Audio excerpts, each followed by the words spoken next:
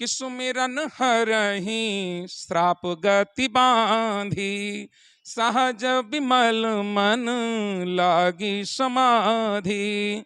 सुमिरन हरहि श्राप गति बांधी, सहज विमल मन लागी समाधि।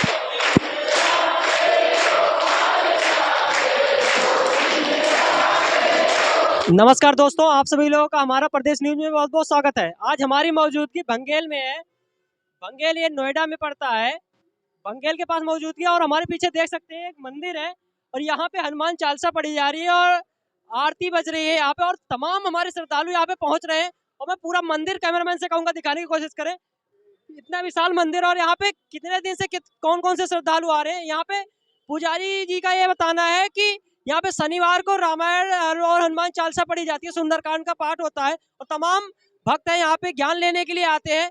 और मैं आगे बात करने की कोशिश करूंगा, पूरे मंदिर में दिखाने की कोशिश करूंगा। जो मंदिर परिषद है यहाँ के पुजारी जी हैं उनसे भी मैं चर्चा करने की कोशिश करूंगा, यहाँ की क्या व्यवस्थाएं हैं और क्या शिक्षा दे रहे हैं और कितनी श्रद्धालुओं की यहाँ पे भीड़ होती है।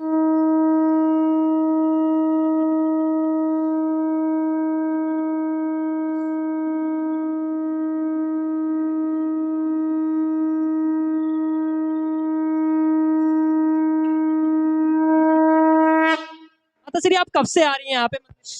हर सोमवार को आती हूँ और शाम को आरती के बेर कभी आती हूँ, कभी कभी छूट जाता है, लेकिन हमेशा आती हूँ। भजन कीर्तन की बात की जाए तो उस बारे में आप क्या कहना चाहेंगे? आप भजन कीर्तन वाकई में हो रहा है? हाँ, बहुत बढ़िया हो रहा है। वो पूरा ढोल बजता है, झाल ढोल बजा के बहुत बढ़िया से सारे औरत मिल के गाती है। तो श्रद्धालुओं की बात की जाए तो यहाँ पे पर डे कितने श्रद्धालु आते हैं? बहुत बहुत आते हैं। अब समझो जो कि 250, 300, 400 लोग आ जाते हैं। 300-400। हाँ हाँ। आप कब से आ रही हैं माता श्री? मैं तो बहुत दिन से यहाँ हूँ, 15-20 साल से। जैसे कि यहाँ पे मैं आचार्य जी से बात करने की कोशिश करूंगा कि यहाँ की कैसी व्यवस्थाएं हैं, जो भजन कीर्तन हो रहा है कब से हो रहा है और ये मंदिर कितना पुराना है, इस बारे में मैं आचार्य जी से बात करने की कोशिश करूँगा। आचार्य जी पहले अपना शुभ नाम बता दें। हमारा नाम आचार्य देव कुमार पांडे। आपके चैनल को और आपको धन्यवाद। बहुत बहुत धन्यवाद जी, आपसे ये पूछना चाहता हूँ सर कि यहाँ पे आचार्य जी कब से व्यवस्थाएं आप स्टार्ट किए हैं? जो यहाँ भजन कीर्तन मैंने देखा बहुत अच्छा लगा हमें, ये कब से स्टार्ट? ये मंदिर बहुत पुराना है भगवान भोलेनाथ का और बहुत ही दिव्य ज्योतिर्लिंग की तरह यहाँ की आभा कांति है और ऊर्जा मिलती है। यहाँ लगभग बराबर रुद्राभिषेक इत्यादि होता रहता है, भगवान की सेवा पूजा चलती रहती है। ये बहुत ही प्राचीन मंदिर है, लगभग मुझे आइडियल है सन 80-84 के आसपास का है और अभी इसका जीर्णोद्धार हुआ है 2021 में और जीर्णोद्धार के साथ ही साथ हम यहाँ पर हमारी नियुक्ति हुई और तब से हम कार्यरत हैं और यहाँ पे बराबर सेवा दे रहे हैं। और इस मंदिर पर आकर जो मैंने अनुभव किया उसके बारे में आपको मैं बताता हूँ कुछ। मैंने ये देखा कि ये त्यागी परिवार का मंदिर है और कुल मिलाकर मैं इतना ही कहना चाहूँगा कि एक पुत्र होने का जो उत्तरदायित्व है इन लोगों ने बहुत ही अच्छे तरीके से निर्वहन किया।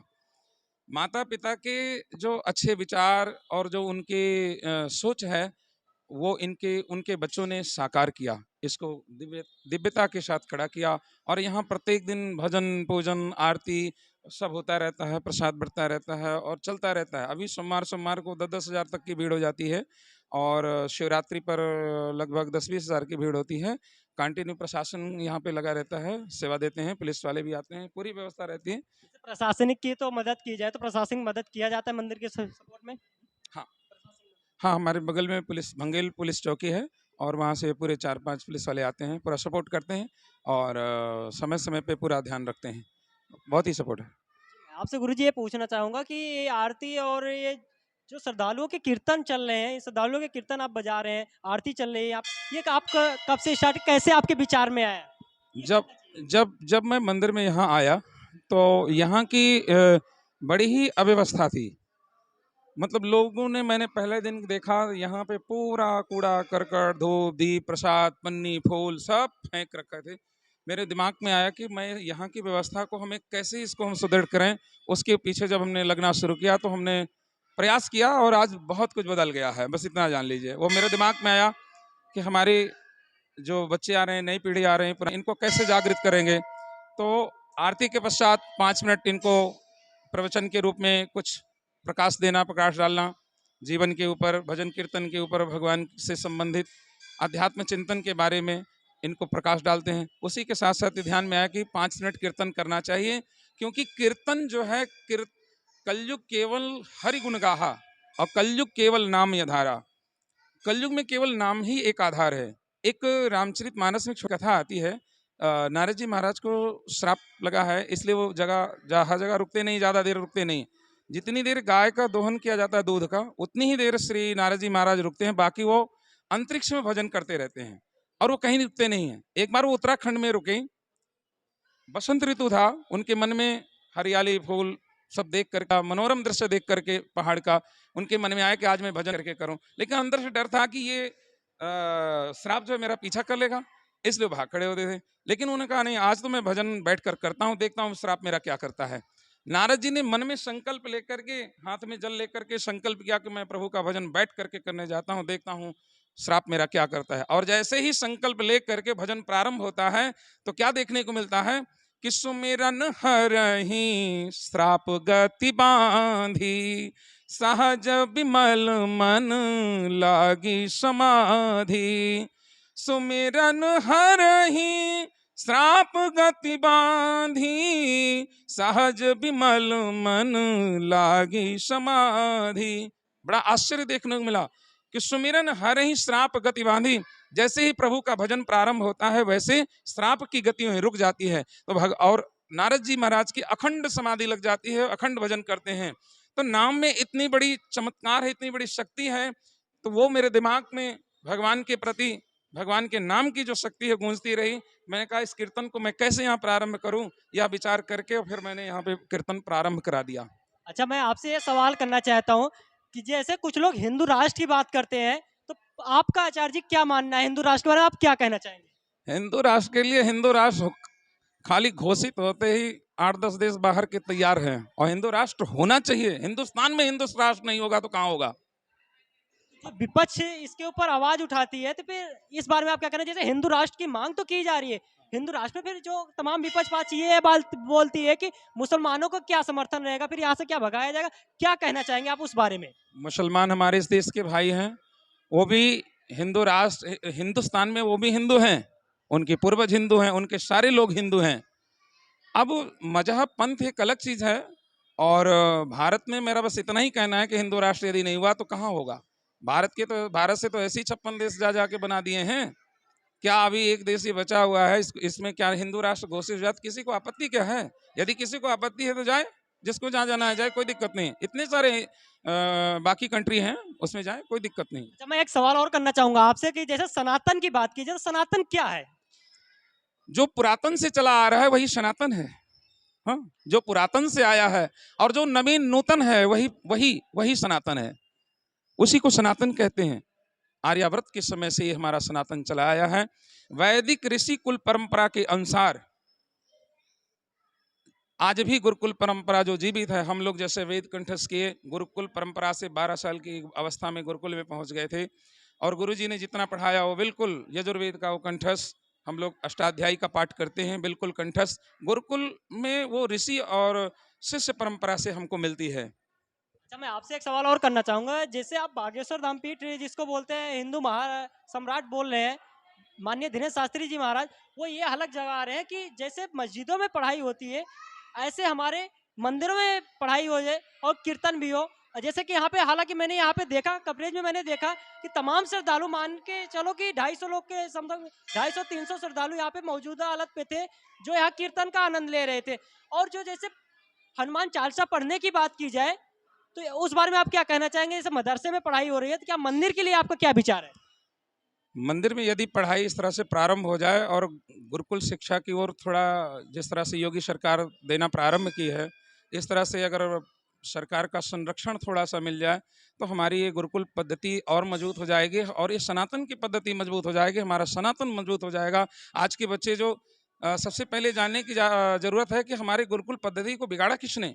मैकाले ने आकर के सत्यानाश कर दिया। आज के कॉलेजों में खड़े खड़े बच्चे पेशाब करते हैं और हाथ तक नहीं धोते हैं, ये उनकी शिक्षा है। मैकाले ने तो यही देखा कि यहाँ की गुरुकुल शिक्षा पद्धति बहुत मजबूत है, कैसे बिगड़ेगा, तो सारे स्कूलों का उन्होंने संरक्षण किया। सरकार की तरह जो चल रहा है सब चल रहा है।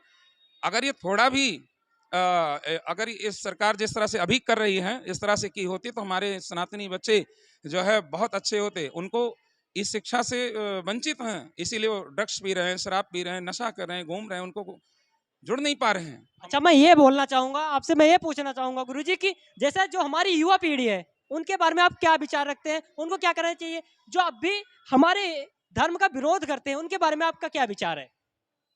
युवा पीढ़ी के बारे में मैं यही कहूँगा कि अपने पढ़ाई और खाने पीने के साथ, सारे काम करने के साथ अध्यात्म चिंतन को और सत्संग से जुड़ें, अध्यात्म चिंतन को अपने जीवन में धारण करें। इससे उनके जीवन में बहुत से बड़े बड़े चीज़ों को सहन करने की क्षमता मिलती है, लड़ने की क्षमता मिलती है, परिस्थितियों से हमें लड़ने की क्षमता मिलती है। वरना जो अध्यात्म चिंतन में नहीं, वो 1 मिनट में जो है करोड़ों में गए, लाखों में गए, नीचे आ गए, फिर उसी में फांसी लगा रहे, कुछ करें, क्योंकि उनका आत्मचिंतन अध्यात्म चिंतन कुछ नहीं है, जीरो है।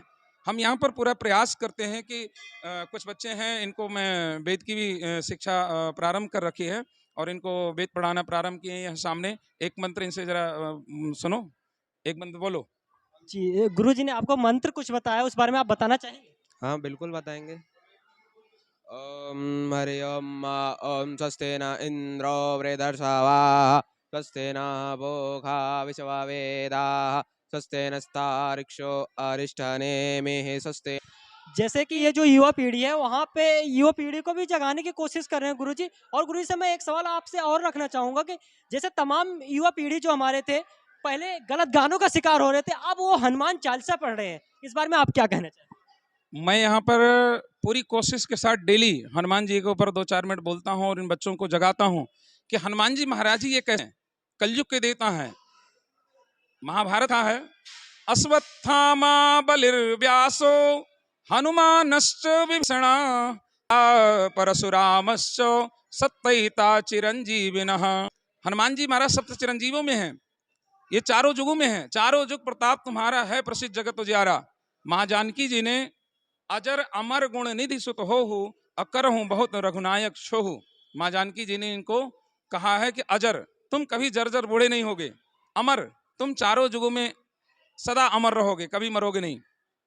अजर अमर, गुण गुणों के खान होगे, निधि बुद्धि के दाता होगे, सुत हो करऊं बहुत रघुनायक छो। राम जी की कृपा भी तुम्हारे पर हमेशा बनी रहेगी। इसलिए हनुमान जी महाराज जीवंत हैं, वो कभी मरे नहीं हैं, वर्तमान हैं। बच्चों को मैं यही शिक्षा देता हूँ, बल बुद्धि विद्या देव में, बल और बुद्धि विद्या की जरूरत है। अच्छा, मैं आपसे एक सवाल और रखना चाहूंगा। इसे राजनीतिक मुद्दे की बात की जाए तो आप किस पार्टी को सपोर्ट देते हैं, या किसी पार्टी का आपका समर्थन तो होगा, विचार तो होगा? देखिए, राजनीतिक और धार्मिक दोनों में बड़ा डिस्टेंस है। धार्मिक स्वतंत्रता का अधिकार है, राजनीतिक का अपना अधिकार है। तो राजनीतिक में हमारा कोई विशेष लेन देन नहीं है, बट हम पहले की सरकारों में जो देखते आए हैं उससे कहीं बेहतर हमारे योगी जी चला रहे हैं, मोदी जी चला रहे हैं। बिल्कुल अस्वस्थ है। आज की डेट में 12 बजे रात को जाओ, 2 बजे जाओ, 5 बजे जाए, कोई लड़कियां जाएं, कोई लड़के जाएं, कहीं कोई दिक्कत नहीं है। सीधा बाबा जी का बुलडोजर उनके घर पे पहुंचता है, चाहे वो बड़ा से बड़ा हो, चाहे छोटा से छोटा कोई भी हो, कोई उसमें नहीं। ये कानून व्यवस्था योगी जी की 1 नंबर पर है। सबको शिक्षा, सबको व्यवस्था, खाने रहने, रोजगार, नौकरी सबको मिल रही है। तो ये ऐसी ही सरकार चाहिए कि सभी का सर्वे जना सुखिनो भवन्तु, सारे प्राणी सुखी हों संसार के, उसमें हम भी सुखी हों, ऐसी सरकार चाहिए। कुछ भी कि ये जो युवा पीढ़ी है वहाँ